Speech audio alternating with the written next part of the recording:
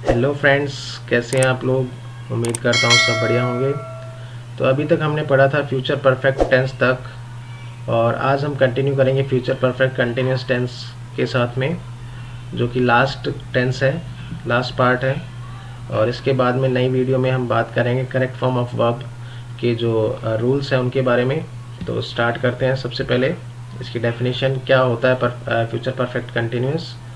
It is use to talk about actions that will commence at a fix time in future. मतलब इस जो tense है इसका जो उपयोग है वो भविष्य में एक निश्चित समय पर शुरू होने वाले कार्य के बारे में बात करने के लिए किया जाता है। एंड विल कंटिन्यू, और वो जारी रहेगा for some time in future, कुछ समय तक वो फ्यूचर में जारी भी रहेगा, भविष्य में जारी रहेगा। अगर अगर हिंदी में बात करें तो जब कोई क्रिया भविष्य काल के किसी निश्चित समय से बहुत पहले शुरू होकर उस समय पर भी जारी रहेगी या उस समय पर समाप्त होगी, ऐसे काल के वाक्य को व्यक्त करने के लिए फ्यूचर परफेक्ट कंटिन्यूस का प्रयोग किया जाता है, जिसको हिंदी में पूर्ण निरंतर काल कहा जाता है, पूर्ण निरंतर भविष्य काल कहा जाता है। इसके बाद में है वाक्य की पहचान की। अगर बात करें कि हिंदी जो वाक्य होते हैं उन वाक्यों के अंत में क्या चीज़ होती है जो कि बताती है कि ये फ्यूचर यानी कि भविष्य काल है, पूर्ण निरंतर भविष्य काल है, उसके बारे में बताती है। तो इन वाक्य के अंत में ता आ रहा होगा, ती आ रही होगी, होंगे, होंगा शब्दों का प्रयोग किया जाता है। इस काल के वाक्यों में समय के साथ संबंध को दर्शाया जाता है। अब देखते हैं कैसे। सबसे पहले देख लेते हैं सकारात्मक वाक्य, अफर्मेटिव सेंटेंस, उसका जो सिंटेक्स है कि कैसे ट्रांसलेट करते हैं। सबसे पहले क्या आता है, उसके बाद में क्या आता है। सबसे पहले सब्जेक्ट आएगा, उसके बाद में विल हैव बीन, और उसके बाद में फर्स्ट फॉर्म आईएनजी लगेगा, वर्ब की फर्स्ट फॉर्म के साथ में आईएनजी, ऑब्जेक्ट, और फिर सिंस, फॉर और प्लस टाइम मिलेगा और फ्यूचर टाइम मिलेगा इसमें। नोट ध्यान रखो यहाँ पे कि यहाँ पर सिंगुलर सब्जेक्ट और प्लूरल सब्जेक्ट के साथ में विल हैव बीन का प्रयोग किया जाता है, और जो आई और वी है उसके साथ में शैल हैव बीन, ठीक है ना। और सिंस का प्रयोग निश्चित समय के लिए और फोर का प्रयोग अनिश्चित समय के लिए किया जाता है, यानी कि ड्यूरेशन के लिए फोर का और पॉइंट ऑफ टाइम के लिए सिंस का यूज किया जाता है। जैसे कि राजू 2 घंटे से सोता आ रहा होगा, तो Raju will have been sleeping for 2 hours. तुम 5 घंटे से क्रिकेट खेलते आ रहे होगे, तो you will have been playing cricket for 5 hours. मैं कल रात 10 बजे से टीवी देखता आ रहा हूँगा, I will have been watching TV since 10 o'clock last night. वह सुबह 5 बजे से पढ़ता आ रहा होगा, he will have been studying since 5 AM। उसी तरह से अगर नकारात्मक वाक्य की बात करें तो सब्जेक्ट पहले, फिर उसके बाद में विल नॉट हैव बीन, ध्यान रखना नॉट थर्ड पोजीशन पे लगाना है। उसके बाद में वर्ब की फर्स्ट फॉर्म आईएनजी, ऑब्जेक्ट, और फिर उसके बाद में सिंस या for plus time. Same condition वही है ना, ध्यान रखना सिंगुलर सब्जेक्ट प्लूरल सब्जेक्ट के साथ में विल नॉट हैव बीन लगेगा। फिर आगे राजू 2 घंटे से सोता नहीं आ रहा होगा, तो क्या हो जाएगा, Raju will not have been sleeping for 2 hours. तुम 5 घंटे से क्रिकेट खेलते नहीं आ रही होगी, तो क्या हो जाएगा, you will not have been playing cricket for 5 hours. मैं कल रात 10 बजे से टीवी देखता नहीं आ रहा हूँगा, तो I will not have been watching TV since 10 o'clock last night. Next है वह सुबह 5 बजे से पढ़ता नहीं आ रहा होगा, he will not have been studying since 5 AM। हमें 10 साल से अंग्रेजी सीखते नहीं रहे होंगे, तो क्या हो जाएगा, we will not have been learning English for 10 years। अगर इंटेरोगेटिव सेंटेंस की बात करें तो विल और शैल को आगे लेके आना है, ध्यान रखना है। विल, या फिर यहाँ पे शैल को भी ऐड कर देते हैं, ठीक है। और उसके बाद में सब्जेक्ट आएगा, फिर हैव बीन, वर्ब की first form ING, object, since या for plus time, question mark. जैसे क्या राजू 2 घंटे से सोता आ रहा होगा, तो क्या हो जाएगा, will Raju have been sleeping for 2 hours. Will Raju have been sleeping for 2 hours. क्या तुम 5 घंटे से क्रिकेट खेलते आ रहे होगे, will you have been playing cricket for 5 hours.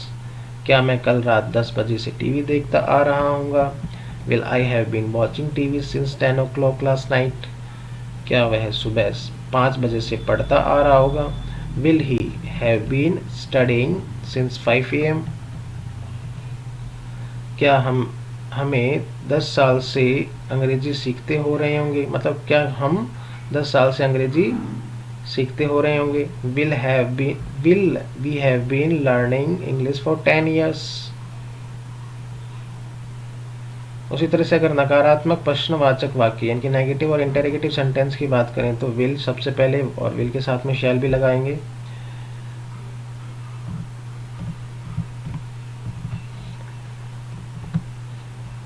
जैसे कि विल शैल हो गया, उसके बाद में subject not have been, verb की फर्स्ट फॉर्म आईएनजी और object since for time.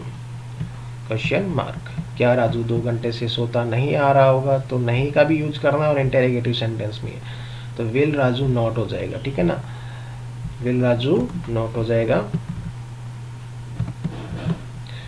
Okay, next है आपके, क्या तुम 5 घंटे से खेलते नहीं आ रहे होंगे। Will you not have been playing cricket for 5 hours. क्या मैं कल रात 10 बजे से टीवी देखता नहीं आ रहा हूँगा। Will I not have been watching TV since 10 o'clock last night. क्या वह सुबह 5 बजे से पढ़ता नहीं आ रहा होगा, तो will he not have been studying since 5 AM। Question mark. क्या हमें 10 साल से अंग्रेजी सीखते नहीं आ रहे होंगे। Will we not have been learning English for 10 years. इस तरह से ट्रांसलेशन करना है Hindi to English.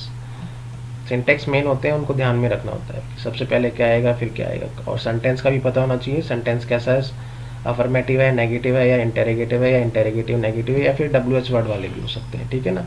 WH word में भी क्या करना पड़ता है, WH वर्ड पहले आ जाता है, उसके बाद में विल शैल आएगा, है ना, हेल्पिंग वर्ब, और बाकी सिंटेक्स सेम रहेगा जो इंटेरोगेटिव का सिंटेक्स है।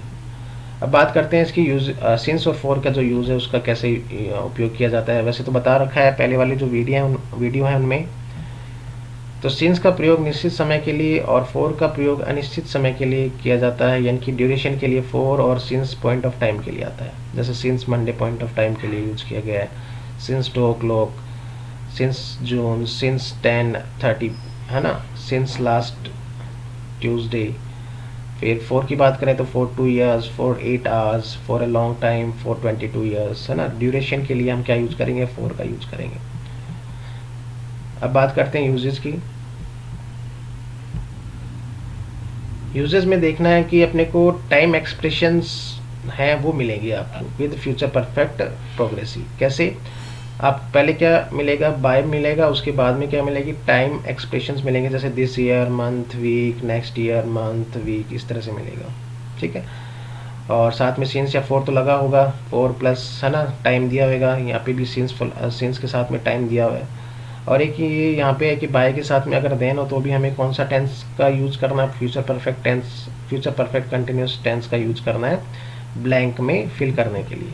तो अगर बात करें एग्जाम्पल्स की, fill in the blanks with future perfect continuous tense of the verb given in the brackets में दी गई है यहाँ पे, उसको फिल करना है। जैसे यहाँ पे क्या हो जाएगा, by next month, by plus क्या मिलेगा आपको, टाइम मिलेगा, तो इसके साथ में क्या करते हैं यहाँ पे, we will have been living. Clear है। उसी तरह से अगले सेंटेंस में भी आपको जो यूजेस हैं उसके अकॉर्डिंग जो आइडेंटिटी है वो मिलेगी। जैसे यहाँ पे क्या लिखा हुआ है, for 10 years at that point, है ना, तो एट दैट पॉइंट भी क्या हो गया, उस समय से, है ना, वो भी एक तरह से फ्यूचर टाइम ही हो गया। तो इसमें भी क्या यूज करेंगे, सी विल हैव बीन लिविंग, कि वह आयरलैंड में 10 साल से, उस समय से, मतलब फ्यूचर में ही बात कर रहे हैं, रह रही होगी, ठीक है ना, उस समय से 10 साल से वो आयरलैंड में रह रही होगी। अगर नेक्स्ट की बात करें, नेक्स्ट ईयर, तो यहाँ पे फ्यूचर ऑलरेडी पहले दिया हुआ है, तो क्या हो जाएगा यहाँ पे, नेक्स्ट ईयर, यहाँ पे हम क्या कर सकते हैं, बाय नेक्स्ट ईयर भी कर सकते हैं, है ना। तो नेक्स्ट ईयर दिया हुआ तो क्या हो जाएगा, I shell have been working here for 4 years। ठीक है। उसी तरह से अगर अगली सेंटेंस की बात करें तो इफ इट्स मिडनाइट, यदि ये क्या है मिडनाइट ही, तो वो सो रहा होगा, तो ये क्या है सो रहा होगा बाय देन, और यहाँ पे बाय देन दिया हुआ है तो ये क्या हो गया आइडेंटिटी हो गई यहाँ पे। तो यहाँ पे करेंगे he will have been sleeping, he have been sleeping for 4 hours। उसके बाद में अगर नेक्स्ट सेंटेंस की बात करें तो for 3 hours by 6 o'clock, by plus time दिया हुआ है फ्यूचर, तो क्या कर देंगे यहाँ पे I shall have been, I shall have been waiting here for. उसी तरह से नेक्स्ट में by our 40th wedding anniversary this plant क्या हो जाएगा विल हैव बीन ग्रोइंग, बढ़ रहा होगा for 35 years, will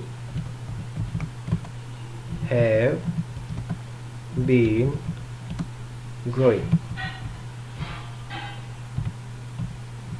growing for 35 years।